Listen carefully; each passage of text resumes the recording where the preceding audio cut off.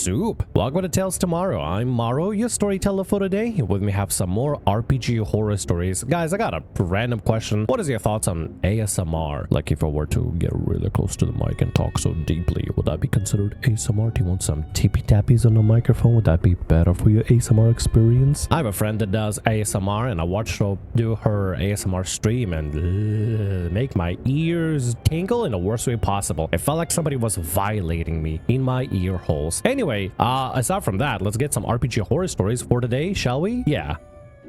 Player sexually harassed my halfling cleric. I was playing my DM's homebrew game with one of my friends, showed up and joined the game as an NPC. He was a burlesque dancer named Atomic Journey. He described in graphic detail how he wooed and seduced the entire tavern with his exotic dancing. He described how he interacted with each of the characters. He would tease and stroke them, remove articles of clothing, etc. Found the whole thing slightly disturbing and did my best to indicate that I wanted to move on from the scene. I told DM my halfling wanted to leave the bar, but apparently I was charmed and couldn't look away.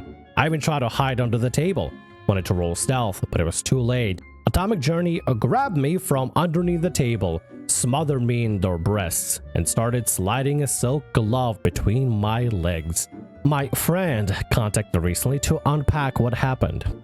I told him that, yes, I was uncomfortable with this scene because he performed sexual acts on my character when he was literally hiding away under a table.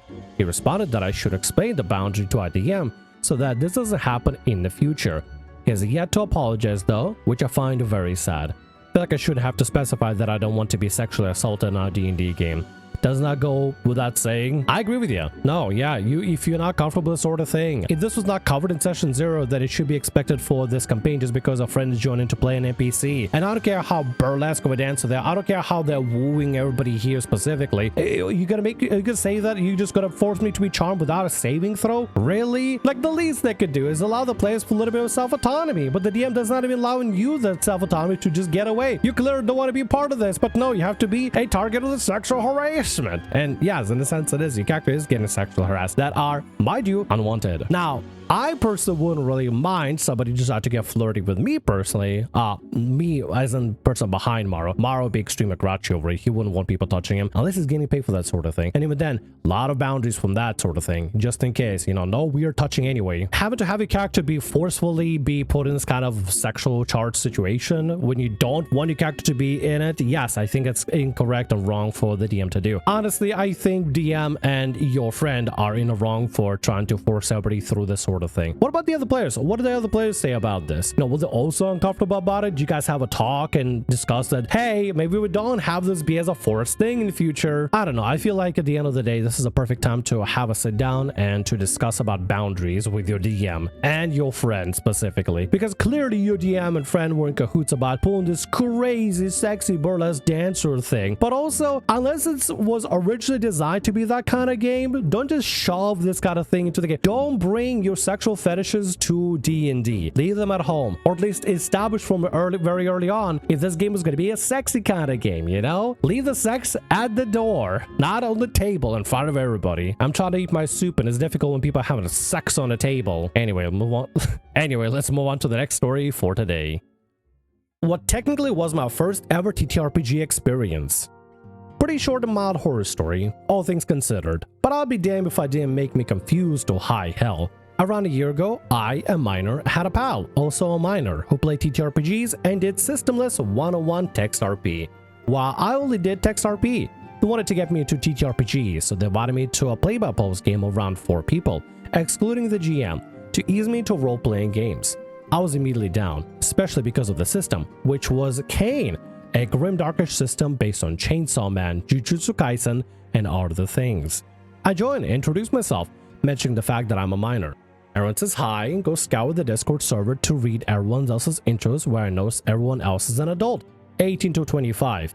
I don't think too much about this, thinking my friends knows who to trust and who not to, so I talk to everyone who all seem chill and nice.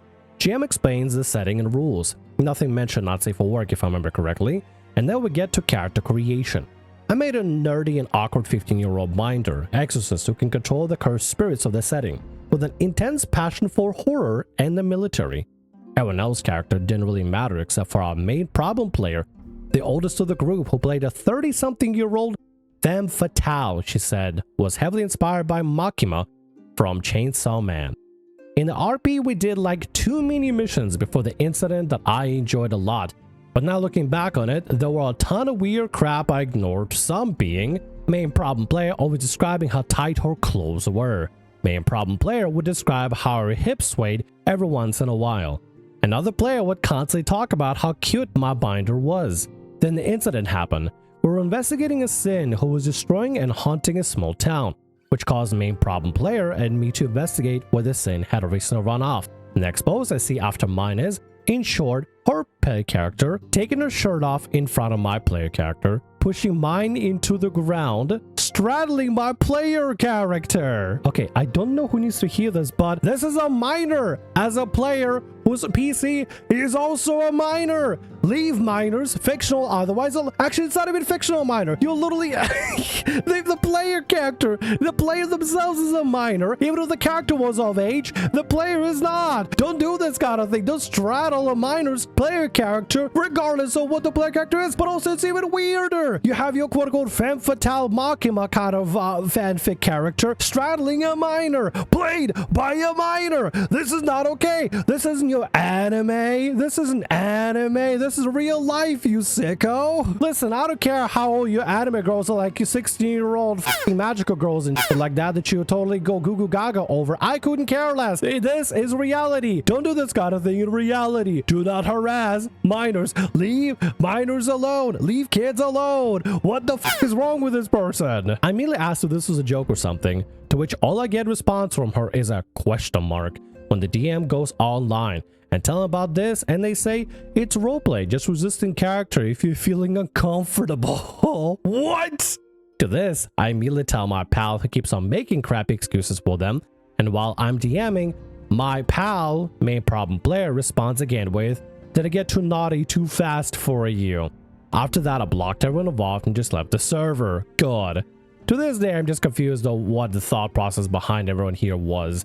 And glad everyone didn't ruin role-playing RPGs for me. That is insane. It is insane. Considering that player, right, the ones playing this femme fatale, is 18 to 25 of age. You are underage, and they have the audacity to say, "Did it get too naughty too fast for you?" To a minor. What the fuck is wrong with you? You absolute fucking cretin. What is wrong with you, you piece of shit? Jesus Christ. I don't care what kind of a femme fatale fucking sex freak you want to play. I couldn't care less. Leave kids alone. If they're not of age, leave them alone and out of this sort of thing. Pick anybody else to do this to. Anybody else to send these kind of like risque DM roleplay things. Don't do this to somebody that's underage. Leave the kids alone. Leave minors alone. Just leave kids alone. Just don't do that sort of thing. You know, I can kind of relate with this story a little bit, dude. I have a little bit of a trauma to share. I mean, I'm kind of over it already. I already processed through it and already kind of hit me way later that this was actually really wrong. But like when I played World of Warcraft, I played on one of the roleplay servers and everything, and that was I think I was like 16 or 15 or something, and I played in a guild with a bunch of people that were like in their 30s, 40s, 50s. Like they were adults, they were already parents and stuff, they had mortgages and everything, right? So for me, I thought everything was very kosher, everything was very like regular and stuff. But one person in the guild, oh my god, she was there was a woman in the guild, like 25, 26, 27, I don't remember how old she was, and she for some reason decided to get like very friendly with me. At first I didn't think anything of it, but when she started getting sexual, that really did traumatize me. But you know what's really bad? She was really good at what now I understand is gaslighting and manipulation. She made it seem like, oh, it's no big deal, you're a young guy, there's nothing wrong with that. A bunch of other guys would be like absolutely desperate to be in the same situation, to flirt with an older woman and everything. And you know what? Weirdly enough, I got convinced to believe that specific lie, not realizing that what was going on was extremely bad or wrong. She convinced me that it was okay for her to flirt with me when I was underage. And it's only years later that it hit me that, oh my god, she was a predator, and I was in really bad trouble because I shouldn't have interacted with a literal predator. I don't know if this is gonna make it matter at all whatsoever, this story or anything, but like leave the kids alone. Just leave the kids alone. Don't interact with kids in any kind of weird adult nature or any kind of anything other than PG-13 nature. Hell, PG preferably. There's other people in there that they can flirt with if they want to. Flirt with them. But also, just don't do any kind of these kind of flirting or this kind of risky flirting when there's minors in the group or in the Discord and stuff. Leave the kids alone though. But the most important part, leave the kids alone. Jesus, sorry I rambled so much on this story, dude. I don't know, man. This story hit me like a flashback. God, it made me remember things, dude. It made me remember things from World of Warcraft. No, thank you. I don't want to remember anything at all, dude. I don't want to remember that. I didn't want to remember that. I didn't want to go in this weird memory lane of torment and like trauma. I don't want that. Anyway, let's go ahead and move on to the next story, shall we? Hopefully this one is not going to be a weird sex freak kind of thing. DM gets a character essayed for narrative purpose. Hello, I'm posting this story for a friend. She doesn't have read it, but still wants to vent about what happened in the campaign she joined and left after 2 sessions. You will see why. Also, sorry for any mistakes I might make. English isn't my first language. So my friend Val, 25 female, was asked to join a Vampire Dark Ages campaign by another friend of ours who plays D&D with us. Let's call him John. Both of them had always wanted to try the vampire system. So when John found a campaign announcement in our local game shop, he immediately thought of asking Val. They met up with the DM and other 2 players.